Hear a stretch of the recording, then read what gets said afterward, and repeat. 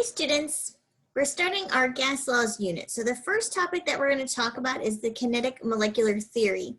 And this theory has evolved just based on the observations made of gas and some assumptions that we can make about gases based on their behavior. So there's going to be 5 postulates that are involved in that kinetic molecular theory. Some of these may sound familiar to you, some of these may be new. So the first postulate is that gas is composed of particles. We know that all matter is composed of particles. Now, gas particles, we know that all atoms and molecules, they're very small anyways, but these have negligible volume. They're so small, but they're so far apart from each other. We know that gases, the particles spread out so that they can fill the container, and the space between each of those particles is really, really far away. Now, assumption 2 is that these gas particles are in constant motion.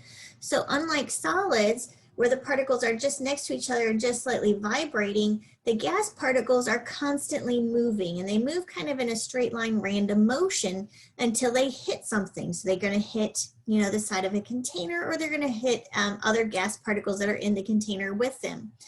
When it hits the side of a container, it's going to exert a little force, and that little force is called pressure, which we're going to talk a lot about during this unit.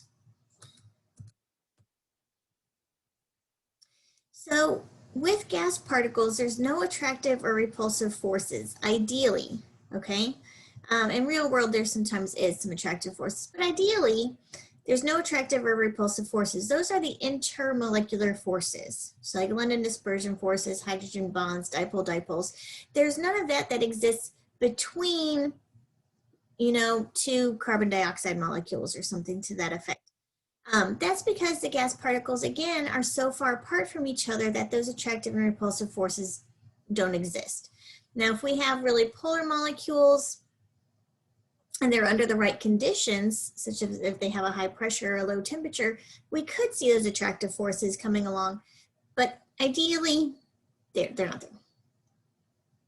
So let's take a look at this first question. Under the same conditions of temperature and pressure, a liquid differs from a gas because the particles of the liquid are in constant straight line motion. That's not true. That's true about gases, not liquids. Liquid particles just slip past each other.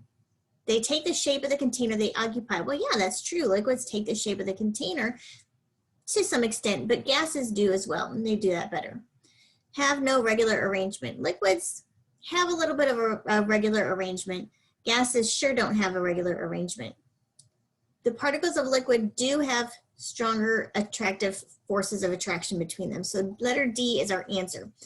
The forces of attraction exist holding those molecules closer together in a liquid than they do in a gas.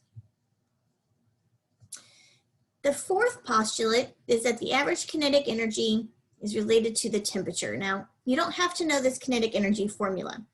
We put it up there to show you that the kinetic energy is based off of 2 factors. It's based off of the mass of the particle, and it's based off of the velocity, okay?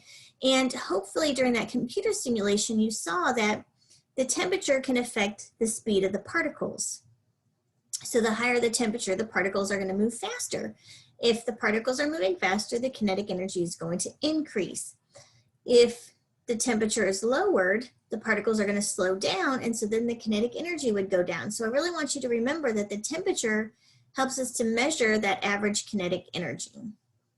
And then the last postulate is that gases have elastic collisions. Elastic collisions means that no energy is lost when the particles collide. So let's take a look at this question. According to the kinetic theory of gases, which assumption is correct? A, gas particles strongly attract each other. We know that that's false.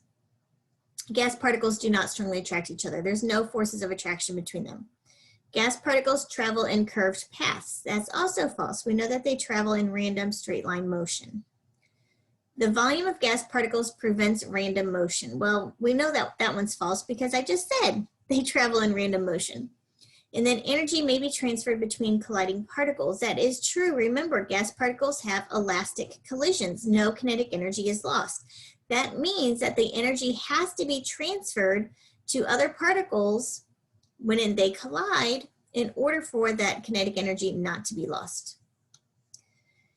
An assumption of the kinetic theory of gases is that the particles of a gas have, okay, so when you're looking at these answer choices, there's two things that they're talking about. One is the attraction for other gas particles, and the other is the volume, okay, of the particle itself.